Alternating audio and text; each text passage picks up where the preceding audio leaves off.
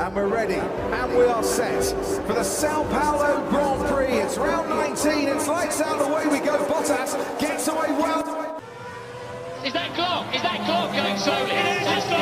Oh my goodness.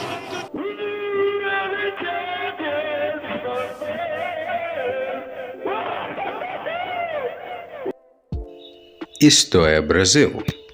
The Brazilian Grand Prix is back on the Formula One calendar for 2022, and this is a very special race on the Formula One calendar. And even though, yes, it's known as the Brazilian Grand Prix to the entire world, but has been renamed the Sao Paolo Grand Prix because of emphasis to the government promoting the Grand Prix. But the Brazilian Grand Prix is one Grand Prix that's very special to every Formula One fan around the world. Whether you're from Brazil or not, you must love the Brazilian Grand Prix. A race or a racetrack that's got so much in store. It's a race that's got so many emotions, so many highs, so many lows over its long history on the Formula One calendar. And I must say, I'm a big fan of the Brazilian Grand Prix. From the time it was first held in 1972, it was first held in Interlagos, but then a few complications happened. And, well, a new idea had to be thought. And from there on in, the Interlagos would not be the host of the Brazilian Grand Prix. Instead, it would be a certain city that I can fail to pronounce, but it was going to be held in Rio. But then as time went by, Formula One returned to Interlagos, Sao Paulo. And this track, honestly, has got some of the best races you can ever think of, including last year. So, what makes this Grand Prix special? I shall begin with 2008, one of its greatest races. And that's what makes this Grand Prix special. Its races. 2008 is an example of one of them, but it isn't, the only one.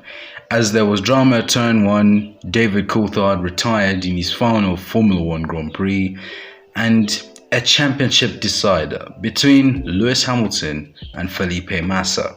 The rain began just before the race started and came back towards the end, where drivers had to stay on slicks, some of them if you're Timo Glock, and while others went on to wets, and some lost positions. Felipe Massa won the Grand Prix, but had to wait for what was going to happen behind him, although his family didn't want to wait, until this guy you were riding on board with, Timo Glock, lost position to Lewis Hamilton.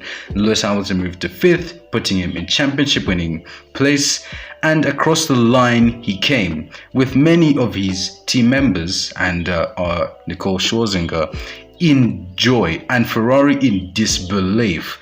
Lewis Hamilton claimed his first Formula One World Championship at this very race in 2008.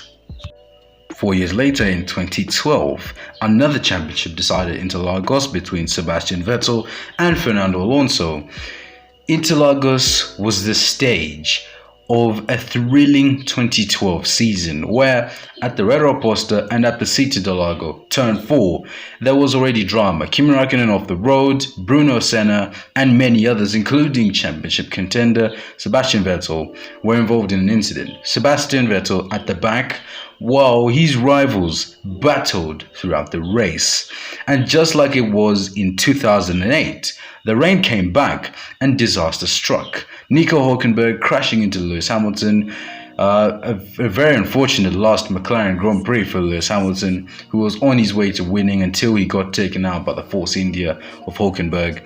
And every race has to have one outcome and one winner.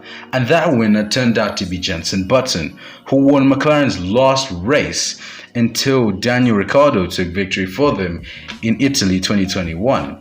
But Sebastian Vettel would be the 3-time champion of the world after Fernando Alonso, did all he could, but Vettel in championship winning position at the time. Another 4 years later in 2016, drama began even before the race got underway. Heavy rain in Interlagos, Sao Paulo, and the race had to start on the safety car with so much standing water on the track.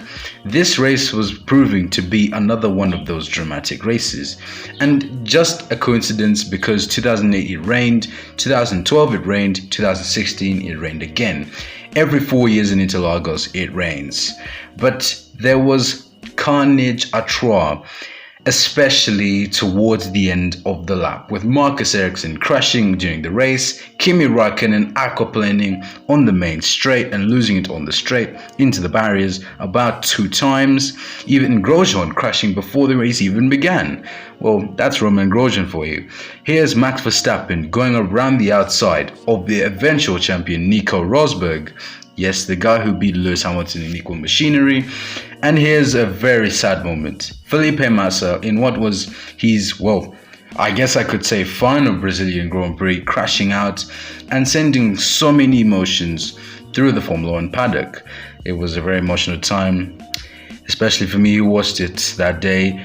And Max Verstappen, who was, he had his strategy messed up by his team, had to fight his way through the pack from 15th and produce a sensational drive, overtaking so many guys, including his teammate Sebastian Vettel, and, well, many others that I can't really remember.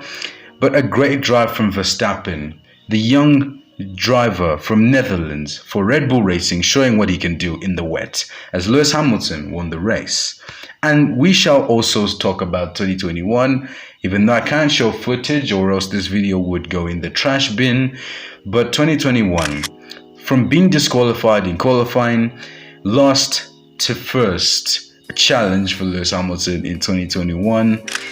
A truly great drive from the man who should have been champion last year. Unforgettable. Once in a while, Interlagos is also an emotional Grand Prix. 2009, Jenson Button wrapping up his first World Championship for Brawn GP and the Constructors. 2005, Alonso claiming his first Formula 1 World Championship and being the first Spaniard to win a Formula 1 World title. A very incredible day for the man of the eyebrows. 2007, Kimi Raikkonen also won his first World Championship, beating Lewis Hamilton in Ferrari and being the last Ferrari World Champion that day, winning at Interlagos in style, and many more. Interlagos is truly one of a kind. I love this circuit. I love the Brazilian Grand Prix. The circuit itself, way above sea level, but never stops producing action. It's very rare that I think of times where Brazil does not have any great races. I think the only great race I can the only bad race I can think of is 2014 and 2015. The rest, bangers. Thank you guys so much for watching. Subscribe if you're new, like and share the video. See you next time.